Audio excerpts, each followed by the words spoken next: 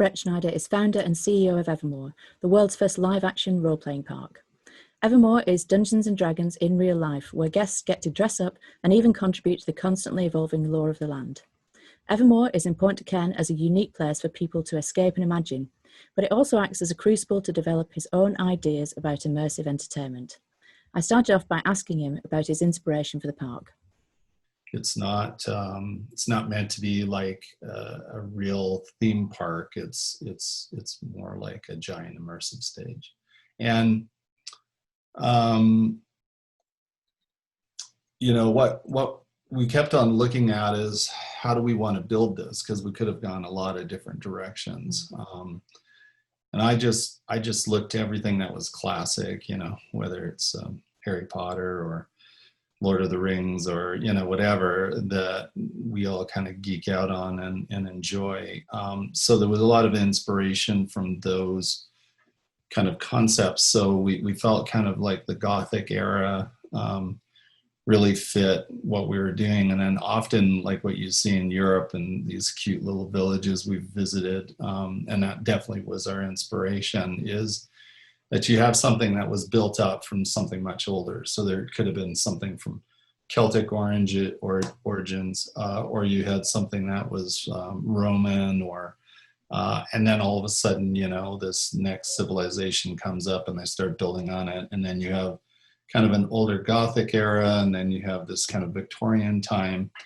And so we kind of combined those different concepts, and in this little teeny village, we just kind of picked the coolest elements that we liked. We love this like watermill that we saw in some village somewhere in France, and then we love this this old cottage that we saw in England, that was visited by many kings, and it had this one of the oldest working pubs. And we just took these different things and took inspiration from it, and then took designs, other types of designs, and combined them, and then in the end built this foundation, to have performances. And it's also about the gardens and what we design in our gardens. And we spent millions of dollars just building up the infrastructure so that it's up 20 feet in the air, so that we could sort of undulate pathways.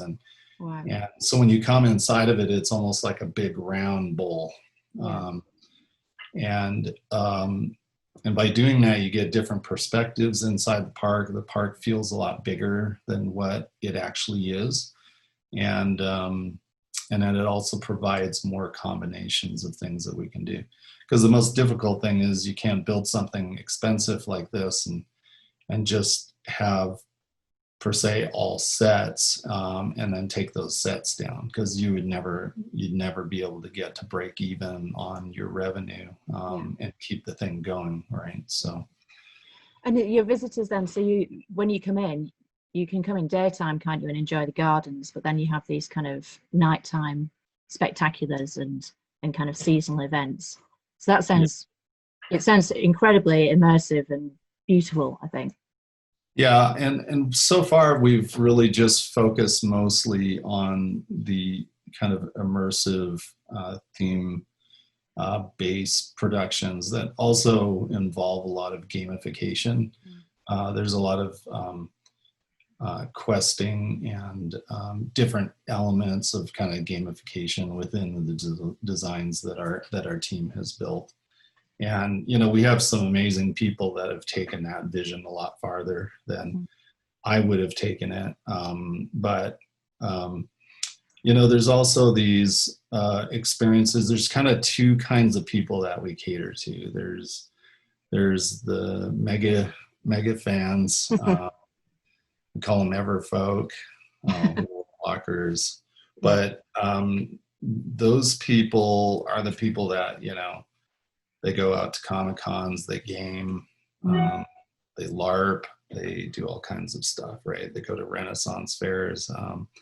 So they're already into that aspect of imagining. They've kind of graduated a bit as adults to realize you can, it's okay to go play. Yeah. Then there's sort of the mainstream people that have never done any of these things. And what's really interesting is we have something to offer that feels traditional. So, you know, you come to a Halloween event in the fall, and it's kind of, Halloween's a huge thing in North America. And I think growing in Europe as well, but it's just a fun moment that you get to play make-believe for a moment. So it's just an easy thing to play off of. So we do this entire Halloween adventure, and people naturally understand that and want to come to it. But what they experience is something different. They get something more than what they were counting on. And so we thrust them into kind of a story in a game. And I would say most people, if we execute really well, which we have our good nights and bad nights, like production on a stage, right? We have our moments. I think our actors are always spot on, but sometimes execution isn't perfect. But if we execute really well and we engage people as they come in, and this is the difficult part, if we're less busy, then there's a certain energy missing in the park, because a lot of the experience comes from the guests, not just from our production and the actors. It's our guests coming in. A lot of them come in dressed up. You know, they're always cosplaying when they come into the park, you know. And but then there's so again, when there's the right amount of people there, there's another kind of energy, and there's different kind of entertainment and immersiveness happening from that. When we're kind of medium filled, I think that there's a good energy, and then what happens is we have really good interaction between, there's a higher ratio of actors. And then when we're really busy, it becomes very difficult, because you know, you're still trying to create. So we've had to experiment over the last couple of years. How can we make money and break even at least? Hopefully start pulling ahead, so that we can survive and continue to do more of this. And with that balance of, you know, how do we do our productions so that we can give a great show to everybody and be more inclusive to a larger audience. So we've had to make adjustments as we've gone along. And how do you, in terms of the story, that's something I can't quite get my head around. So I can kind of understand how you have like an immersive theatre experience where it's kind of the same every night. But with Evermore, I read that you'd had to get away from a rigid script because the people who are coming in are actually kind of almost changing the story as well. Yeah. And then you've got, of course, your super fans, like is it the Syndicate, who are really kind of repeat players and come back and back and back. So you've got to offer something for them in terms of evolution of the story. How do you manage that? That kind of, I can't get my head around you do it. It's super complex. And again, I'm not going to take the credit for this because we have many others involved that, like Chance LeCrae and his wife and others, that really bring so much to the experience by, you know, spending a lot of time with very creative people. And, you know, I just kind of give an open book to our team. I don't micromanage them. I let them go and really be creative. I'll do reviews of aspects of it. Most of the time, sometimes I can't even get to it because I have a jillion other things to deal with. But there's kind of an overlying vision, you know, that we have, you know, between the vision that I had for the park originally and then how the park is constantly evolving. But it's a changing thing. It just, you can't do it just one way, and it is complex, to say the least. It's and how we address those things is essentially by you know, when we look at our super fans, we have to give them something that evolves. So we have a story in a game that constantly is evolving, and they get to experience new things when they come and revisit. So this is how we get a lot of revisitation in the park. They in a sense almost become part of our characters in the park in an extended way, because they're very dedicated to the experience. They're dressing up, and again, they're creating a lot of the mood and environment for other people coming to visit. They get to sort of witness almost like microcosms of production, like moments, and it involves all of the arts. I mean, we have dance, we have music, we have obviously more of the acting, theatrical aspects of it. But then there's also sort of the gamification, you know, treating it more like that. So it's complex because for someone just stepping into it, we have to have something that they can grab onto, understand, be taken into areas and being led into experience. It's like most other experiences that do a live production in a park or something that's themed of some sort. So if you go to a Halloween experience, it's a haunt and it's all linear, and you're a victim, you know, that's the role that you play in it. You get to be a victim for a night, and it's fun, you know, it's a really fun experience. Haunts are like crazy in Utah. We have had often some of the nationally top ranked haunts here, and people love it. It's just a fun adventure. It's a different kind of adventure. It's a little darker, but that can be fun. Contrast is fun. It's just like Harry Potter or Lord of the Rings or anything. You have great moments, and then you have these sort of dark elements, and you have to kind of battle between those. And it provides that, you know, that yin and yang, I like to call it in life, makes it more interesting. Well, I was gonna ask about the gamification. So people they build up skills, don't they? Is that right? So you can kind of... they do. And again, that's part of the gaming aspect of, you know, it can be competitive. There can be questing. There can be, we do very complex concepts that feed, especially our biggest fan base. It feeds a lot of opportunities for them, and they can influence and actually alter the story based on their performance and how well they do. And that gets really weird. It's not a science, it's an art, right? It really is an art. I mean, there's perhaps a little bit of science in it. There's structure that we have to kind of do, but this is all brand new. And again, we're constantly learning, like, how do we make this work? When we first started, I mean, we went overload. I mean, we spent so much money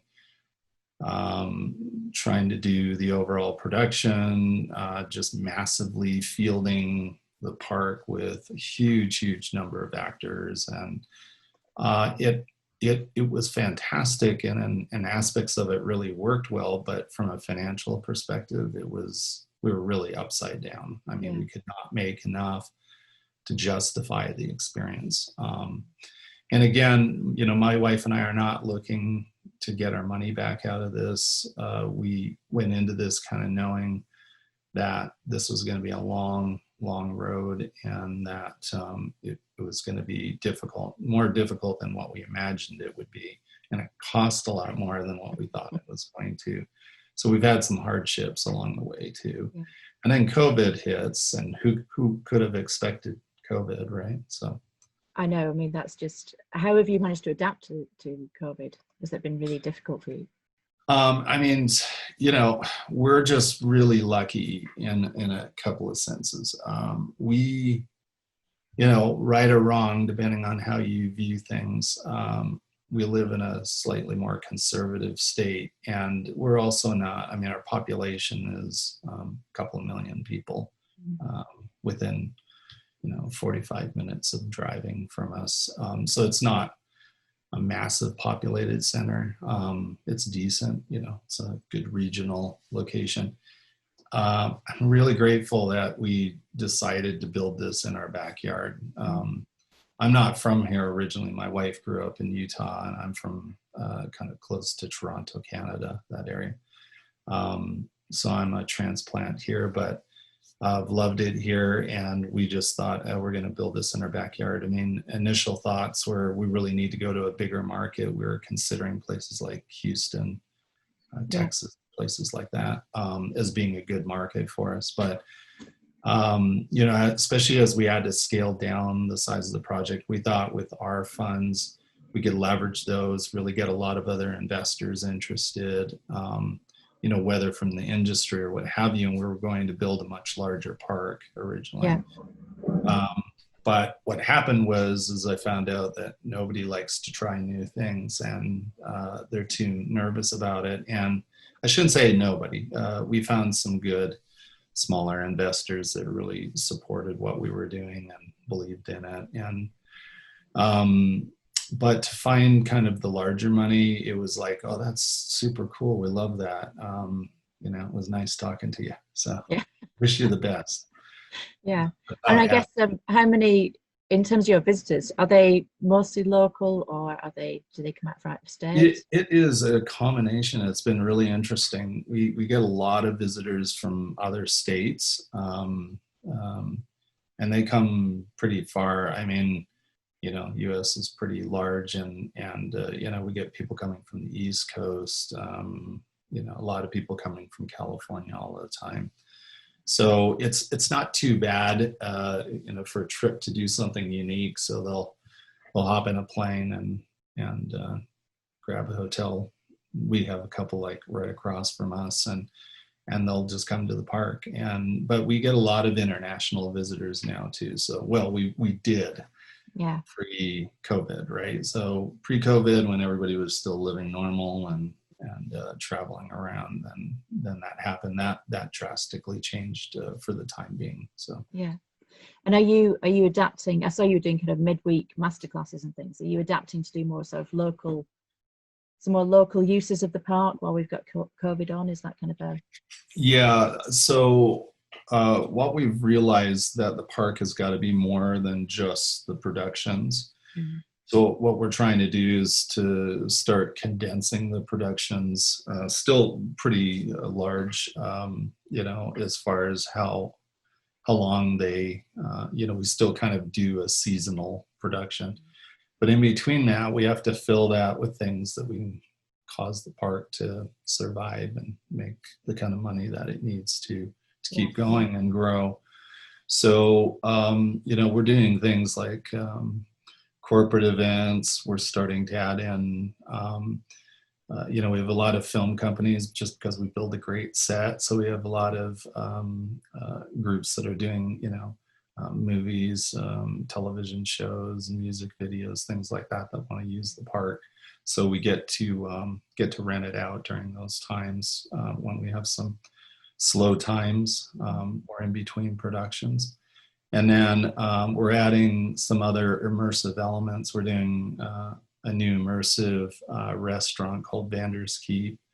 And we did a very open concept. So when we were designing it, it was perfect for COVID, at least what's allowed in our state. And again, we're lucky that we can do this, but we have to socially distance all our tables. Well, we had already done that because it was meant to be sort of a theatrical, immersive experience, and not just a food experience. But you get food that way, and then you get sort of a living experience inside. And it's not, we don't do that, we don't overbake it. We do it very similar to like other really great experiential restaurants, but we just add a little extra magic to it and elements that are going to come in. And we're hopefully going to be opening that up in the next month or so.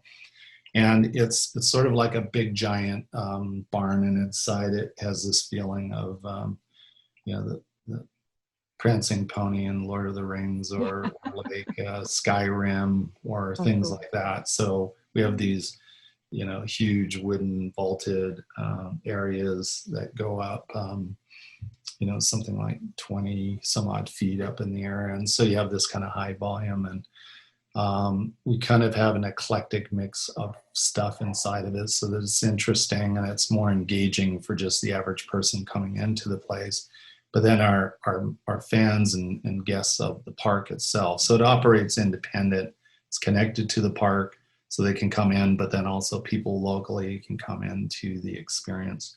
We have full mixology. We have this massive bar, and we're going to have live music and things like that. So those kind of things will help the park quite a bit, because it brings more stable ongoing revenues for us, while we're doing these more experimental things and then trying to figure out how to make those things work. And we are getting closer all the time to getting to break even. And I'm hoping this year, even with COVID, that we're going to reach that. So. Oh, wonderful. And I was really interested, because you've got an artistic background, but also a tech background with DigiCert. I didn't Yeah. realize that the Void was kind of born from Evermore. Yeah. And also that Evermore, I thought it's kind of obviously a low tech park, but I read somewhere that you got, is it 1 million feet of fiber underneath it or entwined within it? So I wondered what plans you had for it and where I think that's probably exaggerated as far as how much fiber, but we do have fiber all through the park. And so, I love tech. And again, my background, I started out in fine arts, just oil painting, just doing happy little paintings. And then, I grew into doing, I got involved in digital design and implementation of, kind of early versions of 3D animation. And this was back in the early 90s when I started doing all of that. I then got involved in the video game industry. And again, it was kind of in its infancy at that time as well. But I got to learn quite a bit from the gaming side of things and then how it kind of relates to this new medium and technology and things like computers starting to happen then. I mean, it's weird to think there was no mobile devices at all then, right? But we had these things called computers, and they were just starting to be networked, and it was just an exciting time to build those kind of things. And so it definitely played a major influence on what we're trying to do in the park. We're still kind of in our infancy of what we're doing there. And what's interesting is the Void came out of it because we started thinking about how can we take people into bigger worlds, and how can we take the concept of using new technologies. And we were really excited about virtual reality, but we wanted to try to make it more of a full physical reality instead of just virtual. And that's where the initial thoughts of the Void came from. And a lot of those ideas came from, one or two of my partners, James Jensen. So he just had some wonderful ideas. He did a lot of work in film and tracking people over, green screens, live actors, and then putting live environments together. And so we just thought, hey, this is sort of the opposite, where you have to create this live environment when you're going into virtual reality, and how do you hit all of the senses. And then I had some ideas because I've done quite a bit with live kind of productions around my house and getting involved in film and other things myself, and video games. So we kind of took all of those concepts together, and we started developing this other element we were going to bring to Evermore. And then as we started developing that, we realized it had its own legs and had this kind of wonderful big opportunity to take it out into the world. And so we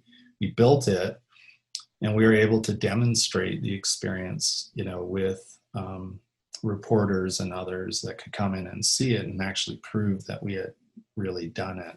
And it was sort of a discovery process. We had a small group, and we built this thing from the ground up with a small amount of money. I think, my first investment into it was only about $300,000 when we did our first kind of major demo. And then I ended up putting probably over 3 million personally to get what became the Void, and we called that the vision of infinite dimensions. So can I ask what's happening with the Void at the moment then? Because it must be the Void is very difficult for you. I mean, you're on such a fantastic trajectory. You were first there, weren't you? And it's going really well. And I'll have to be honest about this. Although I'm a founder, I was CEO and chairman of the board for quite a while. When we started raising larger money for that company, it stopped losing. It stopped having some of the magic that I wanted to see in it, and so it had kind of built its own life. I'm still rooting for the Void, but I actually stepped away from it a couple of years ago.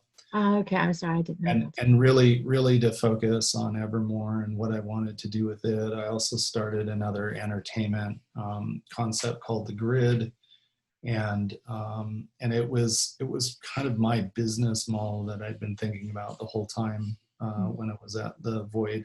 They wanted to go a different direction with other partners, and they had their own idea of what they wanted to do, and I had a different idea of what I wanted to kind of create. So I stepped away and, like I said, focused on this. But again, I'm a shareholder, and I'm still rooting for their success. But they're going through a lot right now. I probably shouldn't speak on their behalf, but as a founder, I can say that I think it's a fantastic experience, and I hope that they can make it through this time. But every single location that they have has been shut down for a long time, and it's very difficult to have any essence of an operation if you have no revenues coming in, especially with all of the commitments that they have from all of the locations that they started opening up.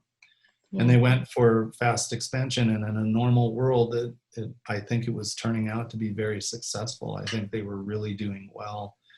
But when COVID, this kind of world hits, no one.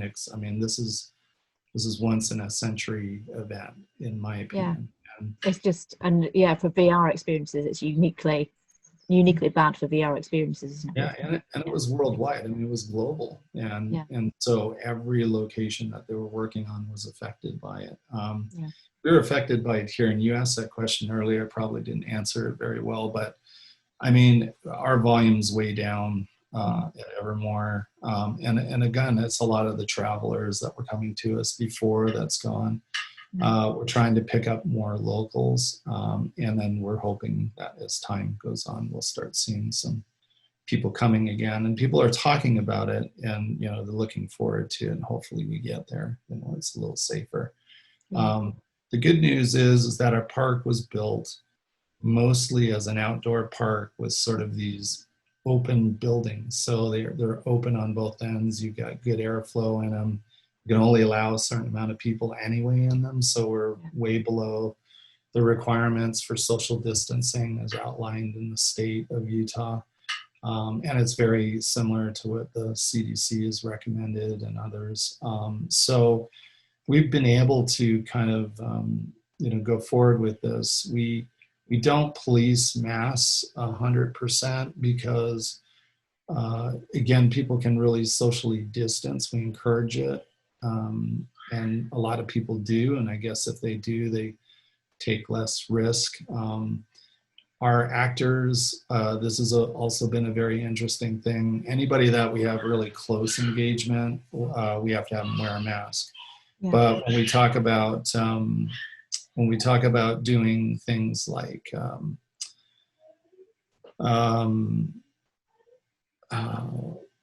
when you get this sort of like close engagement with characters, you really need to see their faces. It's a production. And so if you don't get to see that and they're just behind a mask, then you don't really get the experience. You really miss out on so much of it.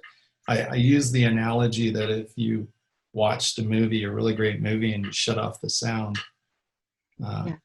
it ain't the same experience. And live production, if you cannot see expression and details, it's not the same thing. So that's been difficult, but what we've done in essence is we try to keep a good amount of distance, and they project. We keep them as safe as we can, and we're constantly checking all of our teams before we come in. We check temperatures, we ask the questionnaires before they're let into the park, and if we have any indication of even just general sickness, we have them go get tested before they come in. So there's been a lot that we've had to deal with, and we were shut down for several months, so that hurt financially quite a bit. Have there been any positives to it? Some people have said, because we're doing it obviously a series of these interviews, and some people have found that whilst it's on the one hand it's terrible to be shut down, there have been kind of positives in terms of reassessing what you're doing, or the chance to kind of maybe go in different direction. I think that's definitely happened for us, and there's always, I think, positive in everything in life. There's always that balance, right? That when things are going really well, then you get this balance of something that isn't going well in life. Yeah. And then vice versa, when things aren't going well, there's things that you discover that are really good. And I think that there's been some positives. We had issues before COVID hit, so we had our own financial struggles before, and even issues with situations with the contractor and subcontractors. And again, it wasn't all their fault. It was really a combination of, this is something that we had not done before. Everything cost more than what was anticipated, and we had set aside quite a bit more than what was originally planned and budgeted, and then it just got to be a lot more expensive. So we got a little bit behind the eight ball and had to kind of struggle through that. And it's still kind of an ongoing thing, but we're going to catch up, and we're going to turn the corner. We feel pretty confident that we'll get there. That'll be a happy day, because it's like that in any business. I mean, I build other businesses. It's always that when you're a startup, it's that magical break-even moment. It's when you can cover the nut, when you are making enough that you can, and you don't have to seek out, third-party money and things like that. And you just get a certain sense of stability. It's like having a good budget at home.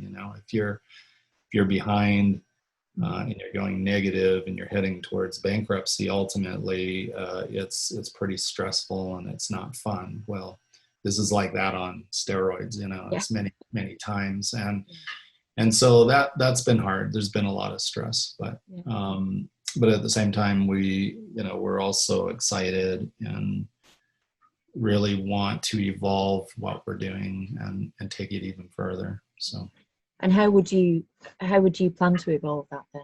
So we're talking a little bit about tech. Do you see like having kind of AR or wearables or something like that in? I think that there's two different routes that we go. There's sort of the park, and the park is not a massive place, so we can only do a certain amount of volume in it. There's kind of a point where it just simply doesn't work if we have too many people. So, our biggest productions would be perhaps 3,000 people, in an evening. And that's maximum of what we can do. And that can be great. That can work out quite well for us.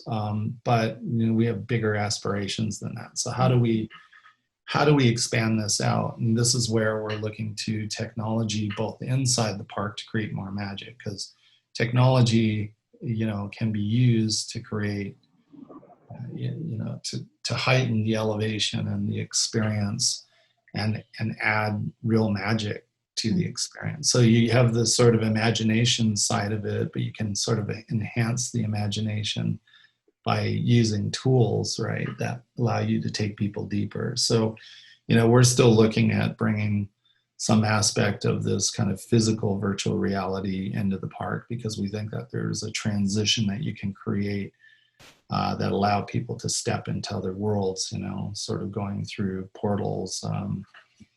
And that's sort of the way we look at that, is it's like traveling to other places and experiencing moments of that.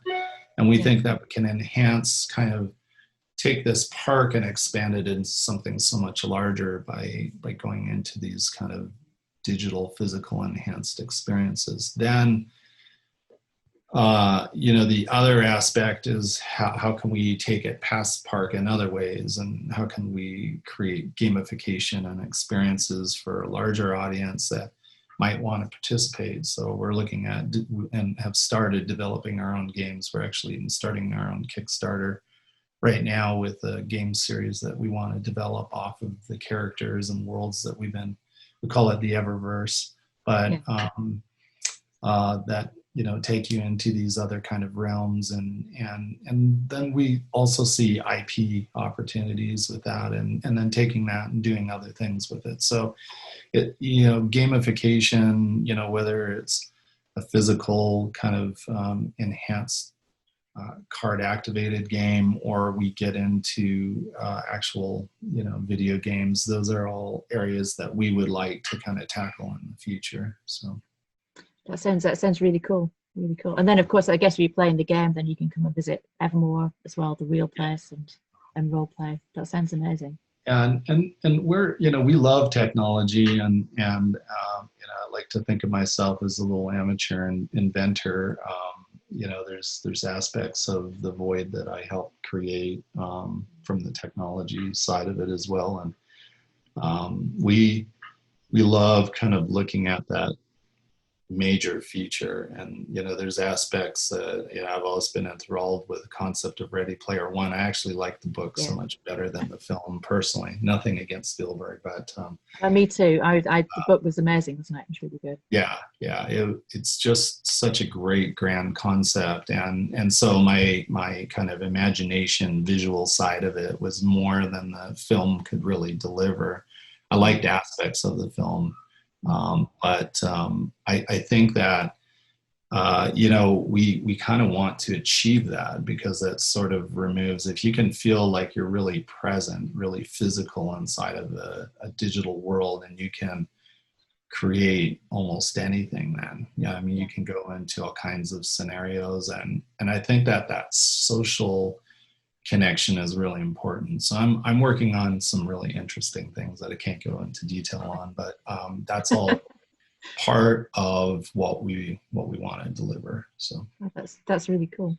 And then I was going to ask you about the grid. I think that's a new venture for you. You mentioned in already. Yeah, and it's the basis for creating physical locations.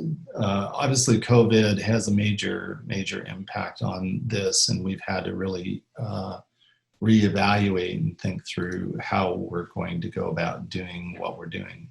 It is working.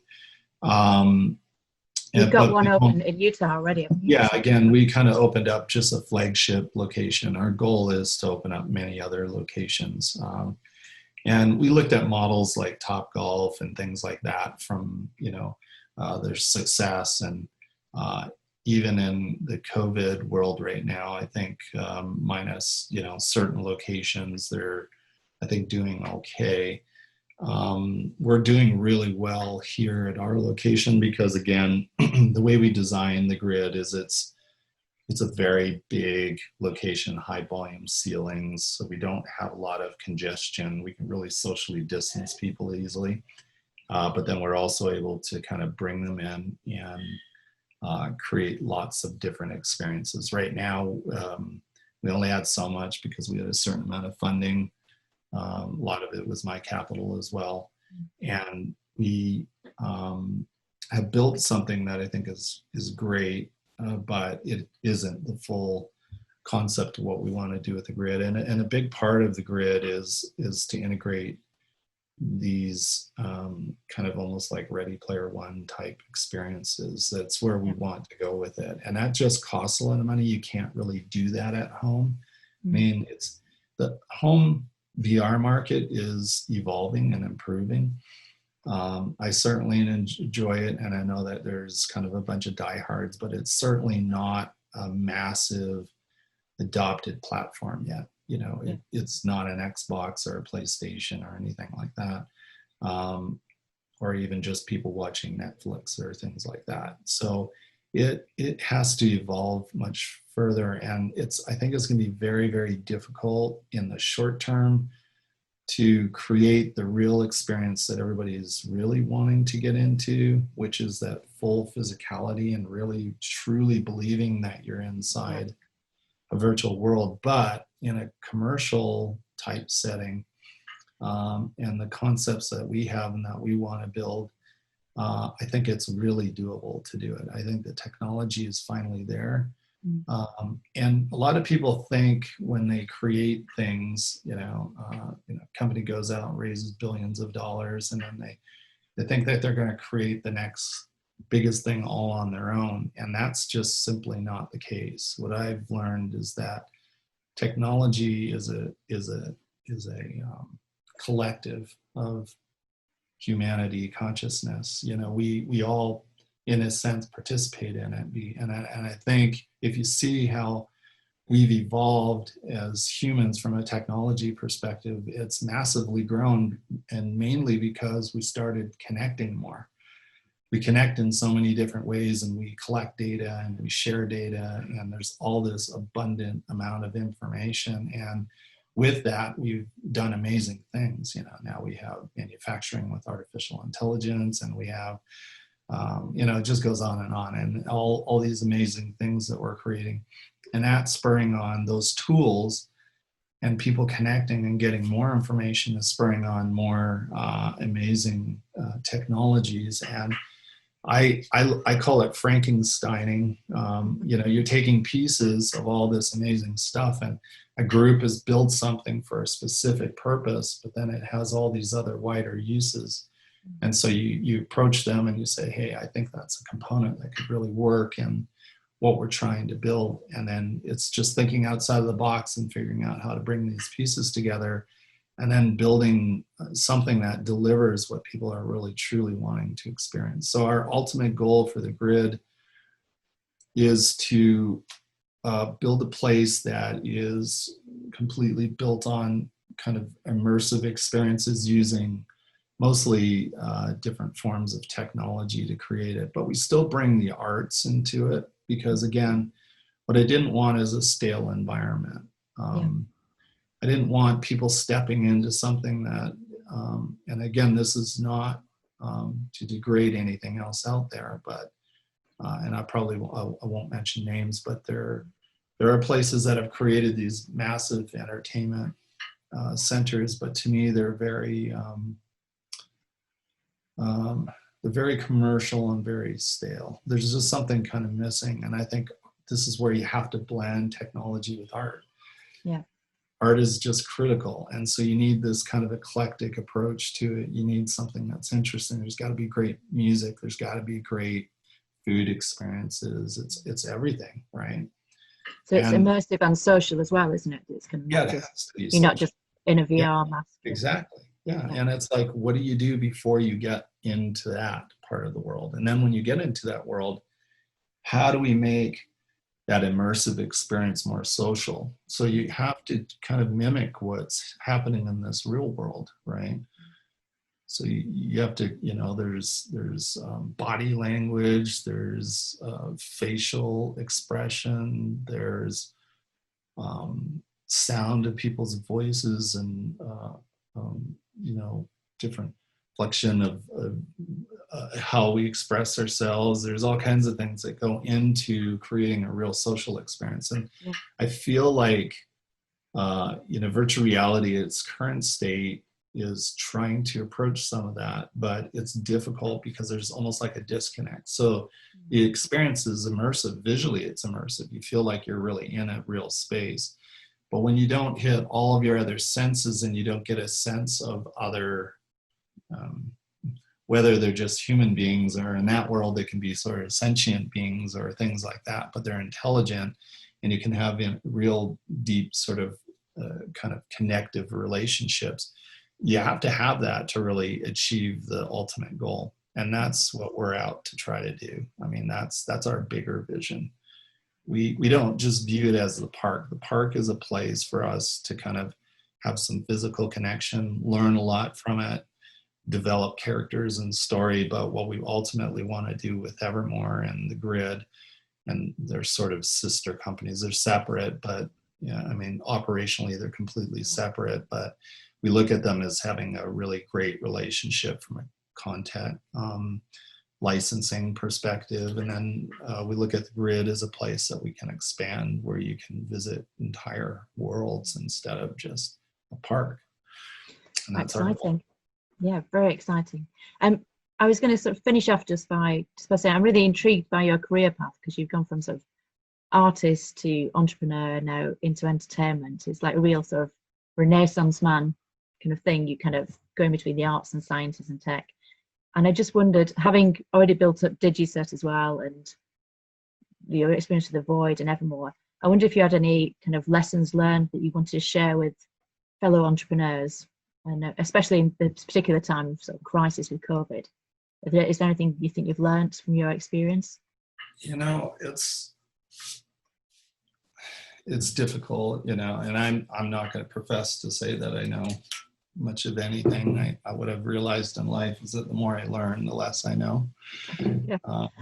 It's sort of like you have these little boxes around you, right, that you live in life, and you're kind of stuck in these little boxes, and then you learn a bunch more, and these boxes grow, and then you just start realizing, wow, I just really don't know that much, you know, and there's so much more to learn, and that's wonderful because it just allows you to continually evolve. And I've made plenty of mistakes in my life, and I continue to make mistakes, but that's part of being human. You know, we all make mistakes. We get to grow from those. Hopefully you don't make too big of mistakes.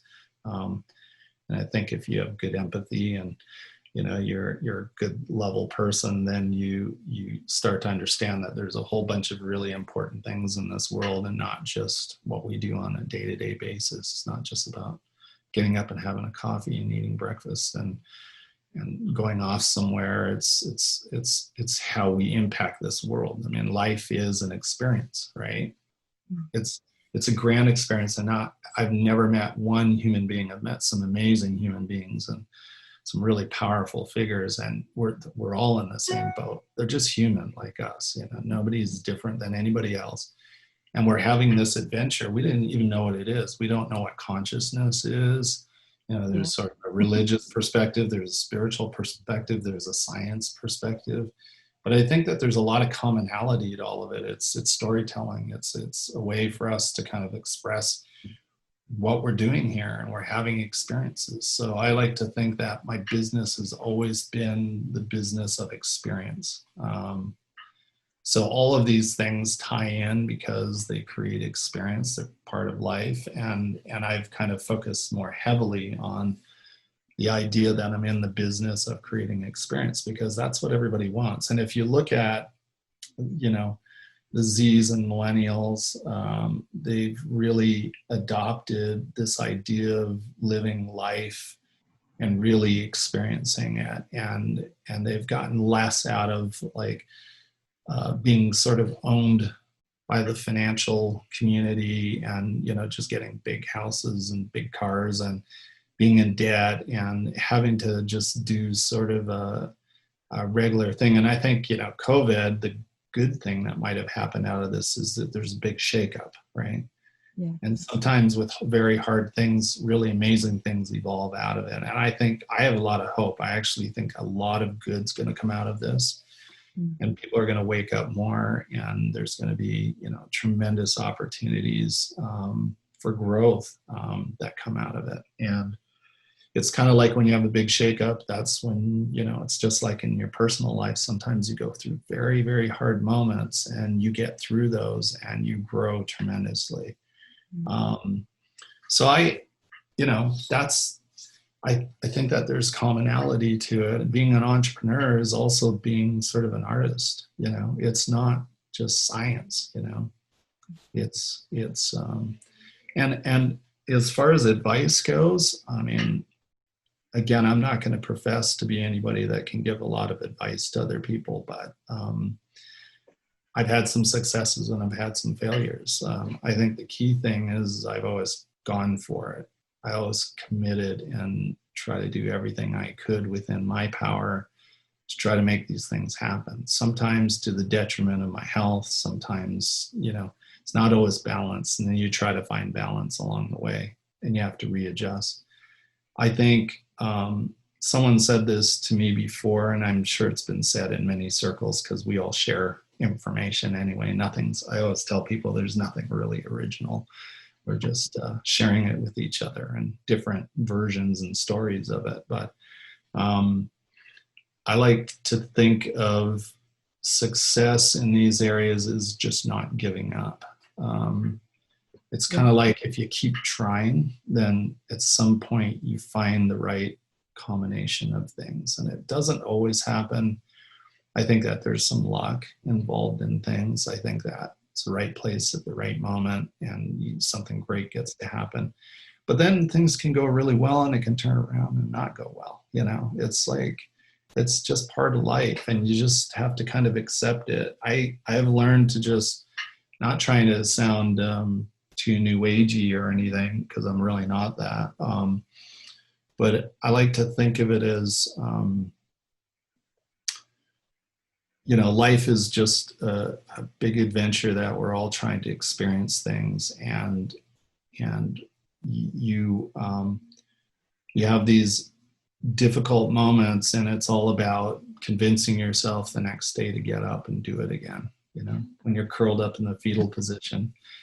My daughter came up with a great title. We want to write a book at some point about some of our experiences, and so I shouldn't probably give this away, but I really like the title, and she invented it because I kept on talking about how many nights, curled up in the fetal position and cried, and whatever else happens. And my wife is a billion times stronger, better person than me, and is very much my creative partner and everything. So a lot of credit goes to her as well. But she's kept me sane and kept me going the next day when I didn't feel like I had any more energy to keep going. And my daughter came back, and when we were talking about hey, we really need to share some of these ideas at some point, she goes, I've got the perfect title. It's rolling uphill in the fetal position. So we'll look out for that book then. Yeah, it's hopefully going to come sometime. So yeah. That's great, Ken. I think that's fantastic. It's been really interesting to talk to you, and thank you for your time.